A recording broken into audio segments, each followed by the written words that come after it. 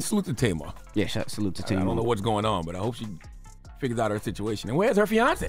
Therefore, it appears that Tamar Braxton's relationship with Jeremy Robinson is finished because he dumped her like a hot potato and then continued by spilling the beans about what truly happened. We have a lot to say, but this drama is as toxic can be, so you better hold on tight.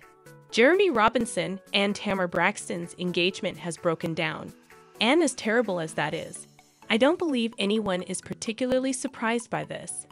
The relationship, in other words, was rife with drama from the get-go. It tells a lot about how awful that relationship was that we would have been more shocked if things had worked out than by the breakup. And if you're wondering why there weren't any prospects for the relationship, it's because Tamar and Jeremy both have very troubled romantic pasts. Tamar has gone through 2 divorces and 2 marriages, each of which was very acrimonious. Most of her previous relationships ended tragically, with restraining orders and other legal complications. Before filing for divorce, she was married to Daryl Allenby for just over a year in her first marriage. When her second marriage to Vince Herbert ended after around 9 years, she filed for divorce. During their second marriage, they had a son together. Tamar accused him of domestic violence and obtained a restraining order. But eventually, they made the decision to resolve their differences amicably and concentrate on raising their son together. She began dating David Adefeso after getting divorced, but this relationship was also not intended to continue. After the Get Your Life reality show trailer depicted Tamar in a negative light and led to a heated argument with David, Tamar fell into a deep despair. This led her to consume excessive amounts of alcohol and do drugs, and I guess you all know what that usually results in. She did, in fact, eventually consent to get assistance and check herself into a mental health facility. But on the way there, they got into a furious altercation that resulted in their breakup, after which David accused Tamar of domestic violence. Tamar is someone I've spent a lot of time with, so I can never bring myself to attack her. I will not. I'm just not going to do it. I'll be honest with you. Here is the reality. I am a survivor of domestic abuse. Anyway, she moved on from this problematic relationship, and for a while it appeared that Tamar would wait to enter another relationship to spend time improving herself. However, she only maintained that commitment for a few months before deciding to continue with Queen's Court, a dating program. She met Jeremy Robinson while working on the show, and they quickly began dating. After 10 episodes, he proposed to her, and she of course accepted. God, oh God. Taylor, I adore you. Will you marry me if we can? I've never done anything like this before, so what could go wrong? Something told me to trust the process. Being engaged after only a few months of dating is absurd, but when Tamar's history of unsuccessful relationships is taken into account, things become even worse. Additionally, the fact that Jeremy seems to have a worse track record than Tamar makes the situation jump from worrying to utterly crazy. In case you didn't know, Jeremy had 5 children before Tamar, and the fact that he had 5 children with 4 different baby moms raises the largest red flag. Even yet, it's not the worst of it because his baby mamas have frequently criticized him on social media for being a problematic baby daddy, and he not only has those baby moms, but there is a lot of conflict between them.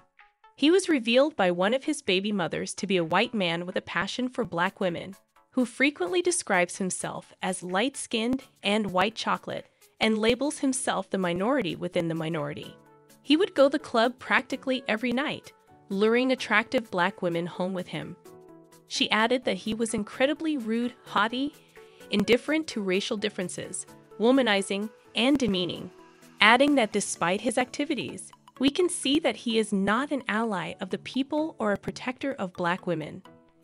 Additionally, she revealed him as a colonial predator who feeds his passion for mixed children in order to feed his ego and desire to be accepted by the black community. This is just some terrible business, chow chow. His baby mamas clearly don't love him all that much, and everyone knew Tamar would eventually become involved in some baby mama controversy because it was a ticking time bomb. That ticking time bomb, however, detonated when she posted a birthday message, and one of Jeremy's baby mamas accused her of filth. It's my birthday, but I have to post the person who makes me smile cheesily, Tamar wrote. It took me some time to discover that the kind of love I desired and required was this pure, conventional love. Between the two of us, we have 6 kids, and they are everything to me. He has 4 baby moms, thank God, and he misses me with them. The baby's mother, however, attacked Tamar, stating that she is in no manner my son's stepmother or a bonus in the relationship. She has not shown gratitude to God for me, or, to be honest, for any of my kids' baby moms, nor does my son mean everything to her. She has made offensive, insulting, and humiliating remarks. She hasn't made an effort to get to know me as a person or mother, and has prevented my son's father from being present for his birthday and visitation weekends. Even though they made an effort to present themselves as a happy couple, it soon became apparent that there was a lot of drama going on in the background. To his credit, though, Jeremy did make an effort to defend Tamar, as evidenced by his statement that Tamar Braxton has always been an amazing mother and spoilt my children with love. Because of me, the moms of my children have gained notoriety, which is unfair to them. To my kids, they have been nothing short of magnificent. A terrible cycle can occasionally be created by a disagreement of opinion without a conversation to clear up any misunderstandings. I'll try my best to promote peace since I want everyone to have it. Then, a few months later, Tamar erased all of her and Jeremy's Instagram photos, sparking unfounded reports of a separation. Given that, as I stated, we could see this one coming from a mile away without the need for glasses, it was essentially a matter of when, not if. Finally, Jeremy announced the breakup stage on Instagram. There are so many questions and presumptions, and I want to respectfully address each one. Yes, Tamar and I are no longer together. I ended the relationship so that I could concentrate on regaining my positive attitude and improving myself. That's where we keep the details of what happened and why. I never cheated, no. No, I wasn't there when her car was broken into while she was at her mother's house. He said, I've never been concerned with fame. I've always had the privilege of working with well-known clients, and the truth is that I was in excellent physical and mental health. Before I gave in, I declined Queen's Court on multiple occasions. I eventually fell in love, but it did not turn out the way I had hoped, so I need to get over it. Tamar and I are lifelong companions who will always be close. He spoke a lot but didn't truly mean what he was saying. But fortunately, sources have come forward to explain what really transpired in the relationship. A source said that Jeremy dumped Tamar because he finds her unstable and couldn't take the turmoil any longer. He doesn't want to deal with the situation any longer because he finds it all to be a little overwhelming. I knew this wouldn't last, fans wrote in comments. Tamar ought to simply remain alone so she may recover and have fun.